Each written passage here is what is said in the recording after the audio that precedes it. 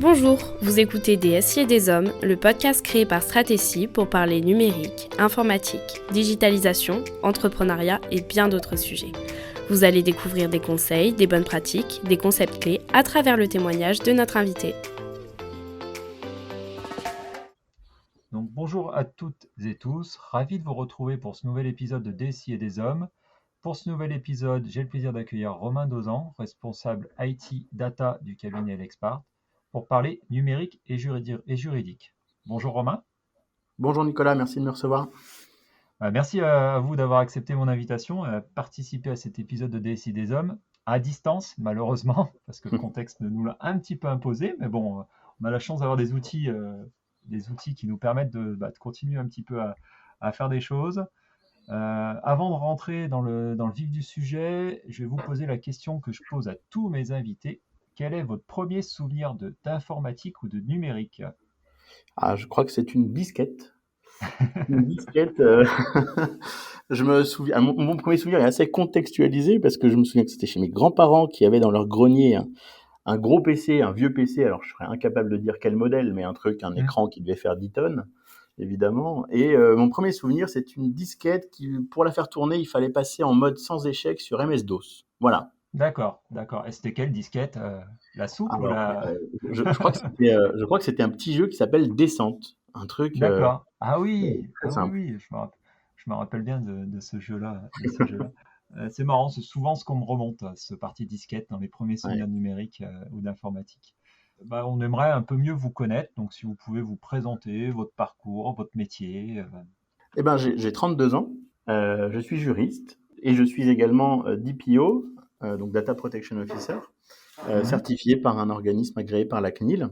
À l'origine, j'ai une formation juridique assez généraliste, très orientée vers les métiers du judiciaire, ce qui m'a permis d'aborder les questions sous l'angle du contentieux, d'abord Mhm. au tribunal, en étant assistant du procureur de la République pendant 2 ans, et puis ensuite en cabinet d'avocat, où donc j'ai commencé par le contentieux, et en réalité très rapidement, certainement par appétence, mais aussi à l'occasion de demandes de clients, j'ai découvert en réalité par l'expérience le droit du numérique, le droit des nouvelles technologies, et très rapidement aussi le droit des données personnelles qui s'est inséré là-dedans, puisque, comme chacun Mhm. le sait, à partir de 2018, ça a été l'avènement du sujet via le RGPD.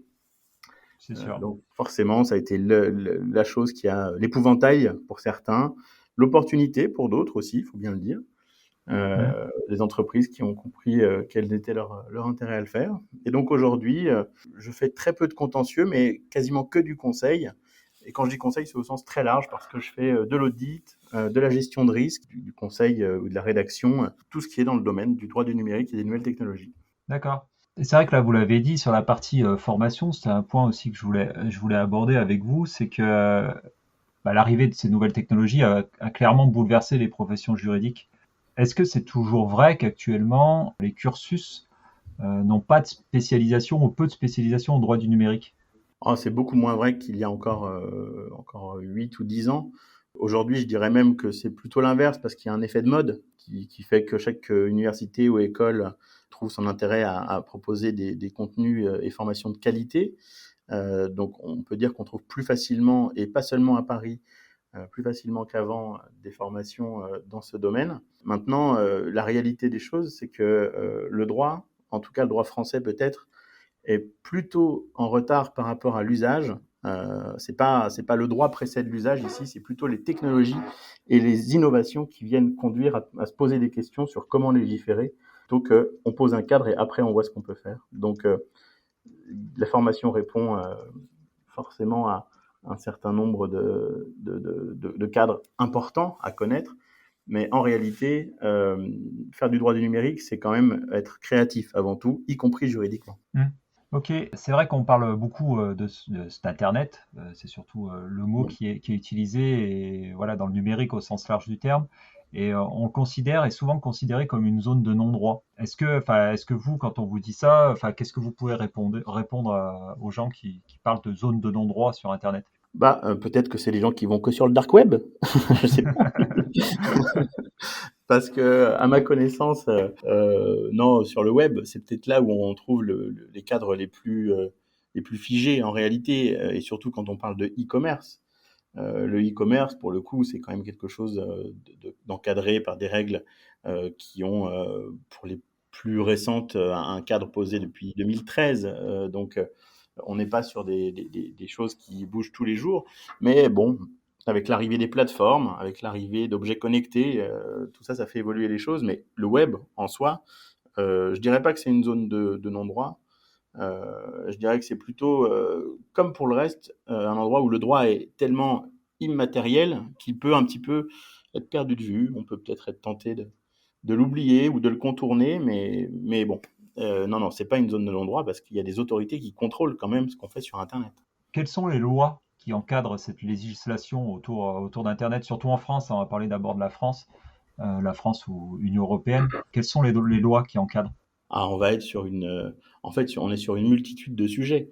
Si on parle de commerce, alors il y a toutes les réglementations sur le e-commerce, donc on a un code des postes et des communications qui vient s'appliquer sur comment peut-on vendre des biens ou des services sur Internet aux consommateurs, mais ça vient aussi encadrer le B2B, donc on a là le code de commerce. Dès qu'on s'adresse à nouveau donc à un consommateur, on a le code de la consommation qui vient s'appliquer aussi. On a des lois spéciales qui viennent évidemment s'appliquer. Alors, si on parle des bases de données, il y a évidemment la réglementation protectrice des données personnelles, le RGPD, en tout cas de 2016, entre en vigueur en 2018, qui vient s'appliquer, mais 40 ans avant, il y avait quand même la loi informatique et liberté qui existait Oui, tout à déjà. fait. Il y a rien de très nouveau. Enfin, il y a quelques nouveautés, bien sûr, mais c'est la médiatisation qui fait qu'on a l'impression que c'est un sujet récent. Donc ça, c'est un cadre qui est déjà très ancien et qui a précédé Internet. C'est intéressant à voir qu'on n'a pas eu besoin non plus de tout bouleverser à l'arrivée d'Internet. En France, on a ces sujets-là. On a bien sûr après toutes les recommandations ou les réglementations sur les cookies, sur les fichiers clients, sur qu'est-ce qu'on peut conserver ou pas sur nos visiteurs, sur nos clients web. Bref, en fait, il y a tout ça. Et puis, sans perdre de vue le fait que pour chaque activité, l'éditeur du site internet doit se poser la question de savoir s'il n'a pas à intégrer des réglementations spécifiques à sa propre activité. Tout à fait. Et je trouve que c'est important ce que vous avez dit. On parle de la RGPD qui a été très médiatisée en 2018 lors de son arrivée, de sa promulgation, parce que ça faisait depuis 2016 qu'on en entendait parler. On nous avait annoncé quasiment 2 ans avant qu'elle allait arriver. Donc ultra médiatisée, mais en fait, elle n'a ni plus ni moins que renforcé la loi informatique et liberté du 6 janvier 78. Donc ça faisait déjà, comme vous l'avez dit, je suis en train de 40 ans qu'on faisait déjà la protection de la donnée personnelle, parce que la partie, par exemple, sécurité du système d'information était déjà bien écrite dans cette loi-là. Absolument. Et elle est toujours appliquée aujourd'hui, si ce n'est qu'elle a été revue après le RGPD, elle a fait l'objet de quelques modifications, mais c'est plus pour venir prévoir le régime de contrôle ou certains régimes applicables à des données très sensibles, du type des données pénales ou les données de santé, ou les droits des mineurs sur Internet, parce que ça, c'est sûr que c'est un sujet à part entière. Mais pour le reste, c'est une loi qui reste encore tout à fait applicable moyennant quelques aménagements qui ont eu lieu. Et donc ça montre bien qu'au final, la philosophie de l'encadrement des données personnelles en France avait été bien pensée, et aussi que la France, évidemment, au sein de l'Union européenne, a eu un mot à dire assez important, parce que c'est pas pour rien que sa réglementation n'est pas très loin de ce que fait le RGPD aujourd'hui. Tout à fait. Et là, on est vraiment de façon dans ce qui protège, on va dire, la vie privée. Oui. Première règle du droit, du droit en France, protection de la vie privée. Il y a RGPD et loi informatique et liberté. Il y a aussi le droit à l'image, parce que ça, on l'oublie trop souvent. Je pense, c'est qu'on ne peut pas utiliser toutes les images comme ça facilement. Enfin, voilà, et c'est quelque chose qui est quand même encore très important en France, ce droit à l'image. Oui, c'est très important. Et en fait, ça s'accompagne d'autres choses qui sont inhérentes aux personnes et très personnelles. Et quand généralement on a l'image, on va parfois parler de vidéo, donc on va avoir la voix aussi. Et c'est des choses qui, en fait, c'est ça qui a changé, c'est qu'il y a 20 ou 30 ans, on ne pouvait pas se faire voler sa voix. Aujourd'hui, on peut le faire avec, et puis même son image avec le deepfake, je veux dire, Mm. on est sur des choses où aujourd'hui il y a besoin de protéger des choses qui n'étaient pas à protéger avant parce que c'était pas ce qu'on pouvait voler. On peut voler à distance à un inconnu son identité, y compris en ligne, pour se faire passer pour lui. Et donc c'est vrai que l'image, bah, c'est toujours central en entreprise, notamment parce qu'il y a l'image des salariés, il y a, quand on fait du Mm. marketing, il y a tout le droit à l'image. Euh, mais il y a également aussi tout ce qui va être sur la biométrie. Et je pense qu'on est évidemment au balbutiement aujourd'hui sur les sujets, mais que demain, ce sera ça, l'équivalent de notre droit à l'image aujourd'hui. Les enjeux, ce sera sur la biométrie, à mon avis. Oui, c'est sûr. Bah, c'est un sujet qui est très regardé, on le sait depuis assez longtemps par la CNIL, sur la biométrie, parce qu'il y a quand même des données qui sont sensibles, plus que sensibles, hein, parce que c'est presque des données relevant du médical. Mais je voulais revenir juste sur la partie son, et c'est vrai que je l'ai vécu indirectement, parce que j'ai une connaissance qui a eu une attaque au faux virement, une attaque du président, où bah, ils ont envoyé un mail à l'assistante en lui disant ouais, il faut que tu me fasses un virement assez rapide parce que je suis sur un coup, donc au nom du président, en insistant, et puis tout d'un coup ils ont même appelé avec la voix du président. Donc ils ont réussi à capter la Alors, voix, qu'ils ont réussi à récupérer sur ce qui doit traîner, sur une interview YouTube ou des choses comme ça, et ils ont pu le récupérer pour l'utiliser. Donc on voit que au-delà de l'image, maintenant il y a d'autres choses qui peuvent être réutilisées, qui sont très personnelles. L'image de la personne, la voix. On va parler après de biométrie ou de choses comme ça, mais je trouve que les gens ne s'en rendent pas encore trop compte de tout ça, je trouve. non, peut-être, je ne sais pas ce que vous en pensez, mais peut-être que c'est très lié au fait qu'on parle de cyberattaquants tout le temps, comme si c'était Mm. quelque chose où c'était que des hackers derrière leur ordinateur cachés en Russie ou je ne sais où, qui allaient s'en prendre par de l'informatique pure et dure à des gens ciblés ou non. Mais en Mm. réalité, il ne faut pas oublier que la plupart des attaques qui prospèrent sont basées sur de l'ingénierie sociale, et notamment Oui, la fraude au président, évidemment. Mais en réalité, la faille, c'est toujours l'humain, il me semble.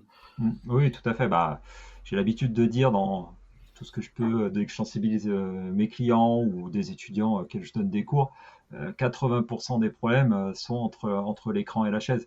L'objectif, si on arrive à sensibiliser les utilisateurs, je pense on a beaucoup, on a gagné un gros combat là-dessus. Puis, si on arrive à éliminer cette faille, mais c'est compliqué, hein. C'est compliqué de l'éliminer cette faille. Je suis pas sûr qu'on y arrivera, parce que on en est loin. Et puis vu les futures générations qui arrivent, ça va être encore plus compliqué. Parce que c'est vrai que pour la petite anecdote, je m'étais lancé un défi en fin d'année dernière d'aller sensibiliser des élèves de CM2 au risque numérique. Bah c'est voilà, c'est assez impressionnant, quoi, parce que oui, là, on sent qu'il y a un risque, on sent qu'il y a des choses. Alors, je pense qu'au-delà de sensibiliser, c'est bien de les sensibiliser au plus jeune âge, comme le fait l'Australie actuellement, hein. Je crois que sur des élèves de CM, donc ça doit faire 9-10 ans, je crois. 9-10 ans, ils les sensibilisent au risque de la cybersécurité tout de suite, pour que demain, bah, ça soit des gens qui soient un peu plus sensibilisés. Mais là, on a un trou, pour moi, on a un trou de 10-15 ans de personnes qui ne sont pas du tout sensibles à la cybersécurité et dont tout ce qu'ils font sur Internet, parce que il est important un peu de savoir, de voir que beaucoup de choses sont gratuites sur Internet, mais que si c'est gratuit, bah, c'est vous le produit, hein, comme on pourrait dire. Et On pourrait d'ailleurs, à dire, cet et ça, égard, je pense. il y a une Oui. loi là, qui vient de modifier le code de la consommation il y a quelques jours maintenant, Mhm. et qui vient justement essayer de mettre un peu de transparence dans tout ça, parce que il y a un problème à se dire que si c'est gratuit, c'est nous le produit. D'accord, mais encore faut-il savoir en quoi on est un produit. On commence évidemment à savoir ce qu'on est comme produit vis-à-vis des GAFA, ça c'est évident. Oui. On sait qu'ils sont même eux-mêmes incapables de savoir tout ce qu'ils aspirent sur nous tellement ils en aspirent, qui déjà est un comble. Mais Mhm. sans parler de GAFA, d'autres entreprises qui viendraient faire de la mesure d'audience ou qui viendraient même simplement faire de travailler sur de la big data ou même juste leur propre data. Maintenant, toutes ces entreprises ont l'obligation, lorsqu'elles proposent un contrat gratuit pour le consommateur, d'énoncer clairement quelle est la contrepartie qu'elles en retirent. Et ça va amener Mhm. un peu de transparence. Oui, enfin ça je suis d'accord, mais d'annoncer clairement, ok, mais ça va être dans je suppose, conditions générales d'utilisation. Parce que, enfin, moi j'ai toujours tendance à dire, pour les gens qui se plaignent souvent de ces choses-là, est-ce qu'ils ont lu les conditions générales? Bon, elles sont difficilement lisibles, mais est-ce que d'annoncer clairement, enfin, il va falloir voir de quelle modalité, enfin, comment ils vont les annoncer clairement, parce que l'utilisateur, on sait qu'il lit jamais, enfin, la plupart du temps. Si je peux me tromper, je sais pas votre avis sur ce sujet-là. Non, j'ai la même conviction que Mm, vous. Simplement, bon, c'est une nouveauté dans la loi, dans le paysage français. mm. C'est quelque chose Mais c'est qui bien, je se trouve. fait pas vraiment Super. ailleurs. Mm, Donc c'est une avancée. C'est sûr qu'aujourd'hui, bah, ça va certainement se cacher pour ceux qui ont envie de cacher les choses dans les CGU ou dans des mm, CGV ou quelque part sur une page pas très visitée ou pas très référencée. Pour d'autres, ce sera l'occasion de faire de la transparence un avantage commercial éventuellement. Mais mm. ce qu'il faut se dire, c'est que peut-être qu'on va aller dans le bon sens en se disant que la prochaine fois qu'il y aura une loi, ce sera pour dire que ces informations, elles doivent être clairement apparentes et pas cachées dans des CGU. Oui, oui, tout à fait. Ah, mais ça, enfin, ça, je vous rejoins complètement enfin, tout est caché dans les CGU. On les voit, elles sont souvent pas illisibles, mais presque. Presque, où il faut cliquer pour y aller voir. Et les gens, ils veulent utiliser le service parce que le service est là, il existe. Je trouve qu'il répond à un besoin pour moi, clairement à un besoin. Et donc l'utilisateur, bah, il va pas s'embêter à aller lire les conditions générales d'utilisation. Sur ce côté-là, moi, je trouve que enfin, cette amélioration de la loi va permettre aussi d'être plus clair aussi sur ce que font nos grands GAFA, parce qu'on parle surtout d'eux, mais il y en a d'autres aussi, mais c'est surtout eux qui collectent beaucoup de données et de savoir ce qu'ils en font. Je trouve que voilà, c'est une belle avancée. Donc merci de l'information que je ne connaissais pas. Pour vous, là, par rapport à la RGPD, donc au Règlement général de la protection des données, comment vos clients la voient? Est-ce que vraiment c'est quelque chose qui est pris à bras le corps ou pas du tout, ou c'est encore très perfectible, il y a encore beaucoup de travail? Alors, tout de suite, la fin de la question, oui, c'est clair, il y a encore beaucoup de travail. Mais c'est normal parce que un sujet qui n'a pas, en fait, contrairement aux apparences, qui n'a pas 3 ans et demi, mais qui a 44 ans d'existence, quand on a pris 44 ans de retard, ça prend un peu de temps à rattraper, c'est Oui. normal. Et donc, où en sont les entreprises? Alors, évidemment, ça dépend de la taille et des ressources à disposition des entreprises, ça c'est une évidence, parce que c'est un sujet qui évidemment monopolise des ressources, en plus des ressources financières, des ressources humaines. On va monopoliser une direction des systèmes d'information, plus souvent une direction qualité ou la direction générale, et puis on va monopoliser les métiers, globalement un peu tout le monde, et ça va s'inscrire dans la durée. Donc ce qu'on voit, c'est que aujourd'hui, on en est au stade où les entreprises qui avaient un fort risque et les moyens de régler le problème ont traité le problème et donc en sont au stade où elles peuvent être assez sûres de leur niveau de conformité en disant évidemment que bon, on n'est pas à 100%, mais on a un niveau de risque très acceptable. Et aujourd'hui, c'est plutôt les entreprises qui manquaient un peu de ressources ou de moyens ou n'avaient pas encore identifié ça comme une priorité qui s'y mettent, et notamment quand elles ont de la donnée, de la donnée sensible traitée. Et forcément, aujourd'hui, la donnée de santé est sous les feux des projecteurs. Mm. Donc, beaucoup d'entreprises, quand elles traitent de la donnée de santé, là, sont en train de se lancer dans l'aventure. Voilà. Après, il est difficile de dire que un secteur ou une taille d'entreprise ou tout ça soit un critère pour dire que là, on a vraiment commencé, d'autres pas du tout. C'est assez inégal.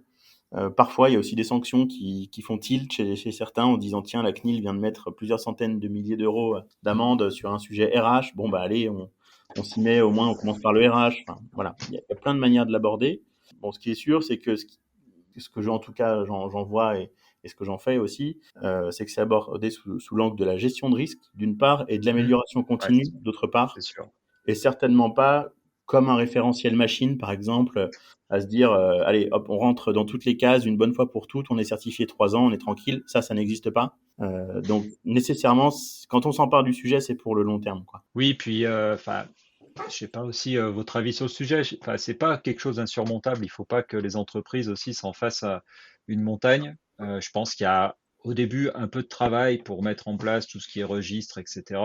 Après, bah, il va y avoir de la mise en conformité à faire. Et ça, il va falloir le faire je pense, dans la durée, parce que tout va pas pouvoir se faire d'un coup, parce que peut y avoir des manques de moyens, des manques de ressources. Enfin, voilà, et sur ces sujets-là, et c'est ce que vous avez dit, on est dans une démarche d'amélioration continue, donc il va falloir avancer pour améliorer et bien planifier. Donc la partie amont gestion du risque est hyper importante, parce que c'est ça qui va permettre de savoir ce qu'il faut faire hyper rapidement et ce qu'on peut essayer de faire un peu plus tard. Un peu plus tard.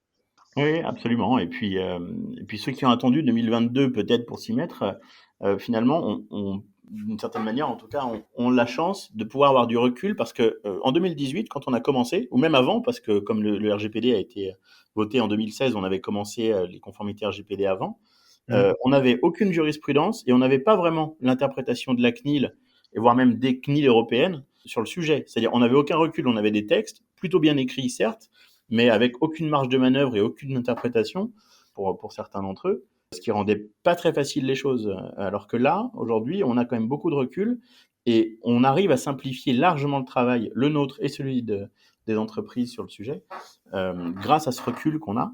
Donc, et aussi, il y a une deuxième chose très importante quand même, c'est que maintenant, on sait identifier quels sont les intérêts réels de faire ce genre de travail.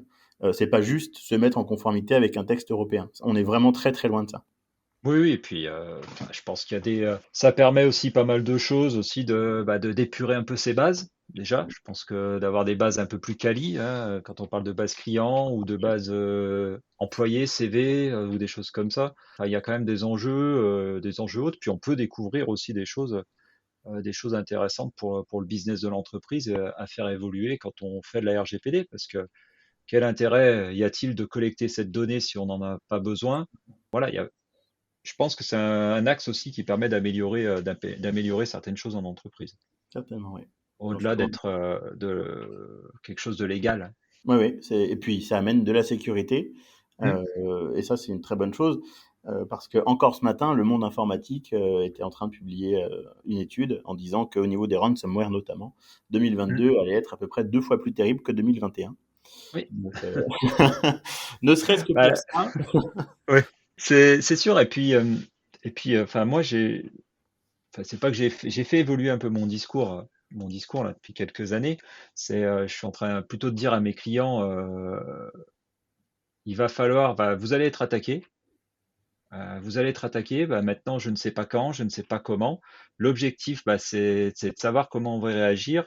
Et c'est surtout maintenant d'être le plus résilient possible. Donc, j'emploie de moins en moins le mot cybersécurité, mais plutôt le mot cyber-résilient, parce que c'est surtout ça, c'est comment on peut réagir à une attaque et comment on peut rebondir le plus vite possible.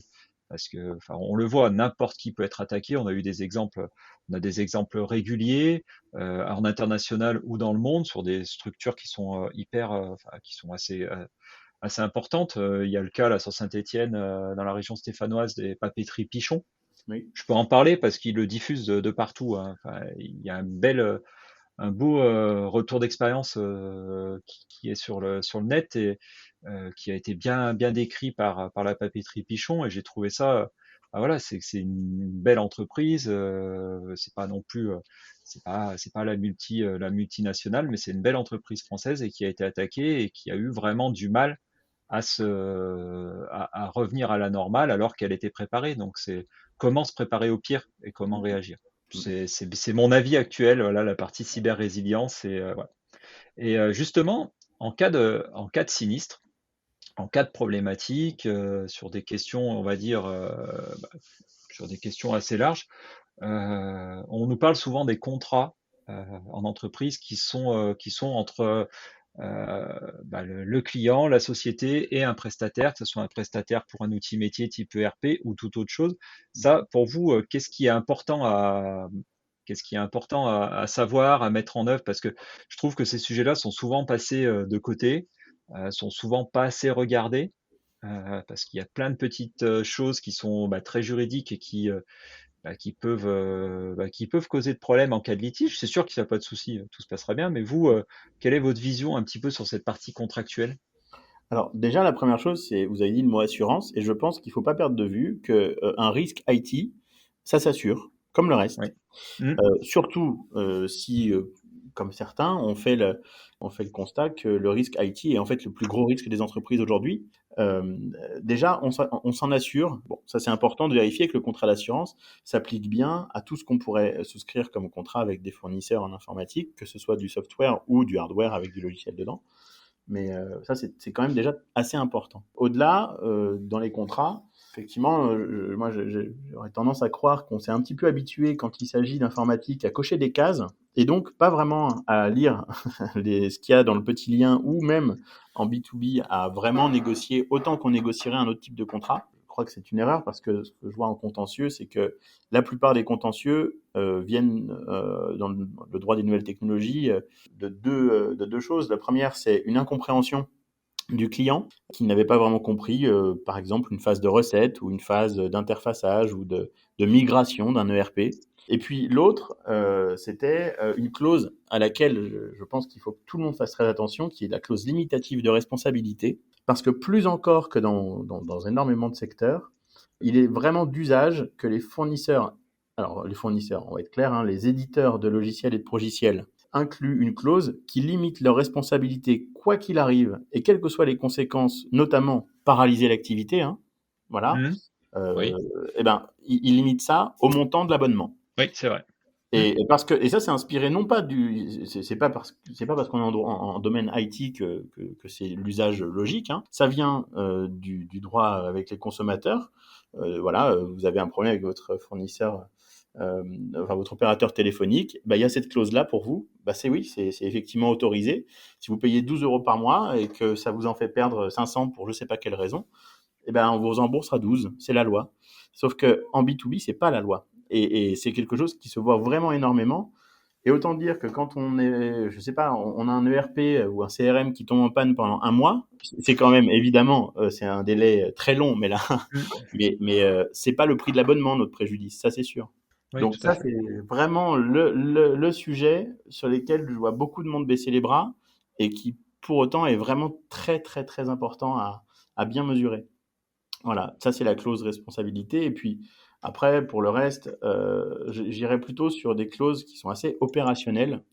En général, un contrat qui ne décrit pas suffisamment comment vont se passer les opérations, qui a le rôle de faire quoi, quel cahier des charges va être rempli par le fournisseur, qui établit ce cahier des charges d'ailleurs, ou alors comment dans le temps est-ce qu'on s'y prend pour faire telle opération de migration, comment va être assurée la maintenance, enfin, ce genre de choses.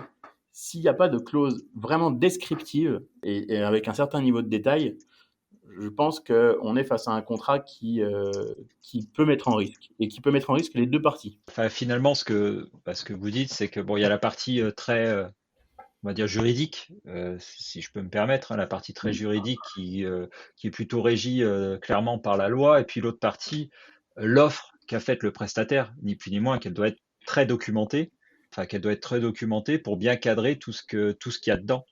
C'est un peu ça. Bah, c'est exactement ça. Avec la Mm. difficulté que, alors, depuis quelques années, la méthode de travail agile est venue sur le marché et est en train de le dominer pour un petit peu tout maintenant. Et la méthode agile, il ne faut pas qu'elle conduise à se dire que puisqu'on collabore, nous, clients et fournisseurs, ensemble au quotidien, alors on Mm. oublie de fixer les règles dès le début sur qui fait quoi. Oui, Ça, c'est un vrai danger. Et là aussi, c'est une source de problèmes. oui, c'est sûr, c'est sûr. Et c'est vrai que moi, à mes clients, on leur dit souvent, enfin même tout le temps, de faire valider par un avocat ou un juriste spécialisé, bah, c'est tous ces points, enfin tous ces points-là. Nous, on va plutôt regarder la partie plutôt offre, c'est-à-dire ce que vous avez dit, c'est côté maintenance, côté les responsabilités, enfin qui va faire quoi, qu'elles soient bien détaillées pour aussi le faire, aussi en notion de planning. Ça, c'est toujours important d'avoir dans l'offre bah, la notion de planning, surtout pour un ERP, parce que un ERP qui est mis en place, où on promet au moment de la partie commerciale qui sera mis en place en Mm. 6 mois et que 2 ans après on est toujours en train d'essayer de le mettre en place, voilà, qui va payer cet écart, quoi. Quelles sont les notions de pénalité, etc. Donc ça, bah, pour nous, on essaye d'y faire attention parce que c'est aussi notre rôle en tant que DSI. Mais après, il y a toute l'autre partie plus, je vais peut-être dire plus technique, plus juridique, où là, on n'a pas, et c'est là où je pense que c'est important de le faire valider par un juriste spécialisé ou pas. Bas, En... comme dans toutes les matières juridiques, je pense que le conseil est toujours plus précis et circonstancié si ça vient d'un spécialiste. Mm. Justement, dans votre domaine, il y en a de plus en plus, je suppose, des spécialistes, spécialistes IT.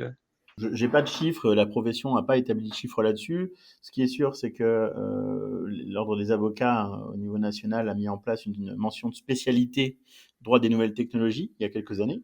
Une autre encore plus récente, droit des droit des données personnelles.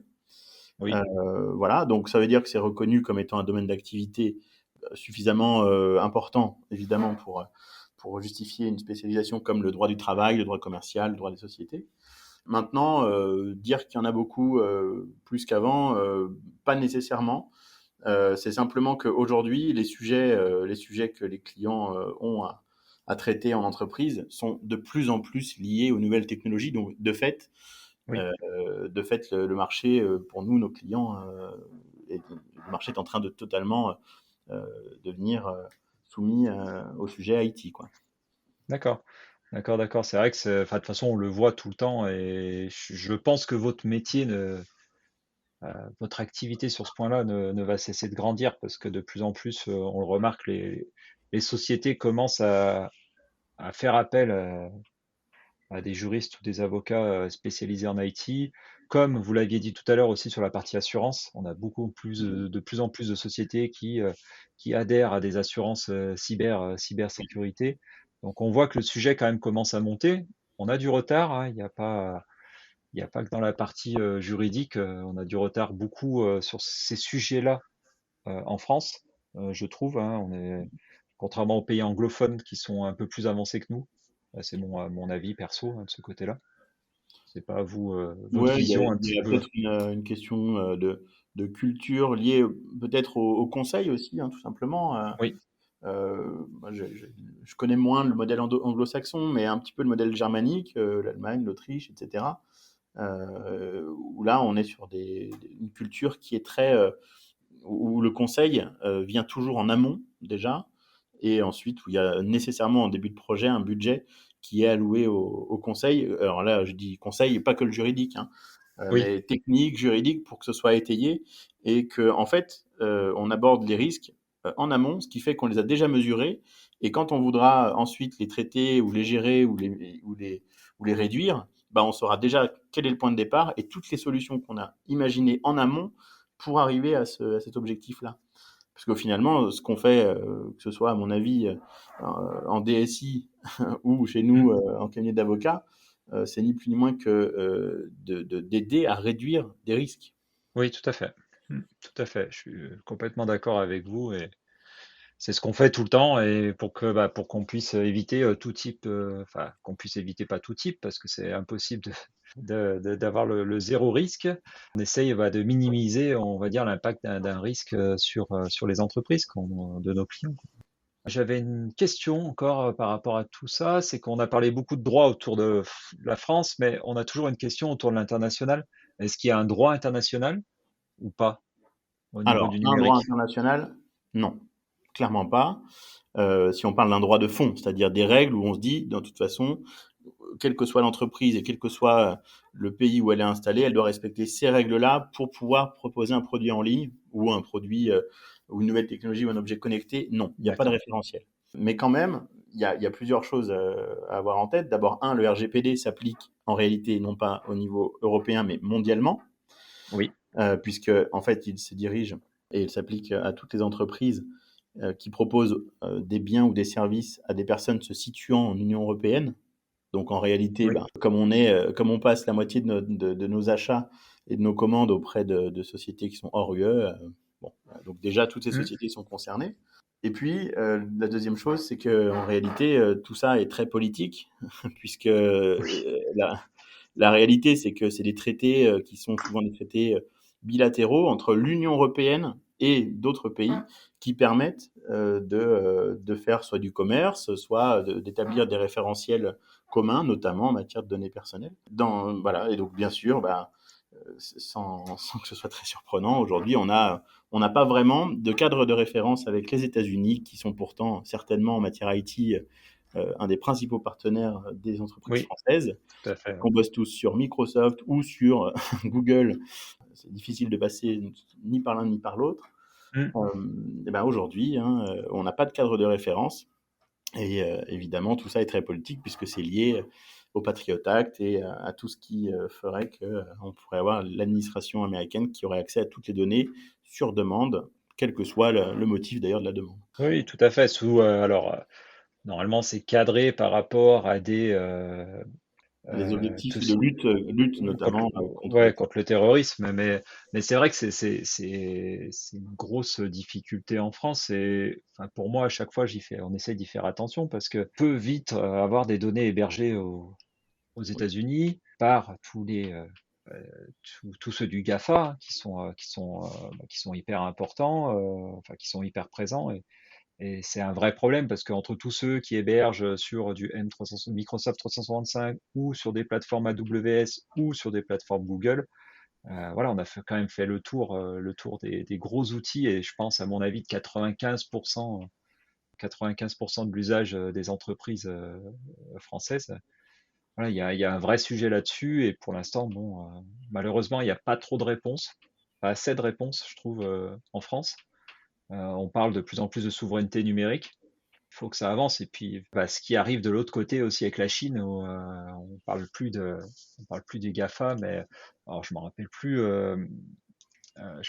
du nom, mais avec les Alibaba, Tencent, Xiaomi, oui, Huawei, c'est les BATX, voilà, Oui. Beidou, Alibaba, Tencent, Xiaomi, qui sont bah, l'équivalent du GAFA en Chine et qui, voilà, qu'on va voir arriver un jour. Et pareil, les mêmes problématiques, on aura les mêmes problématiques. Donc voilà, on essaie d'y faire attention, mais on n'a pas peut-être pas encore tout à fait les bonnes réponses en France. Ça va arriver, je l'espère. Bah, une des Euh, bonnes réponses, c'est peut-être de travailler local, hein, parce que moi, oui. je vois chez beaucoup de clients et qui réduit énormément le risque, c'est de travailler local, prendre des partenaires locaux quand on le peut évidemment, mais voilà, de prendre le Mm, partenaire du coin qui va travailler en France, héberger en France.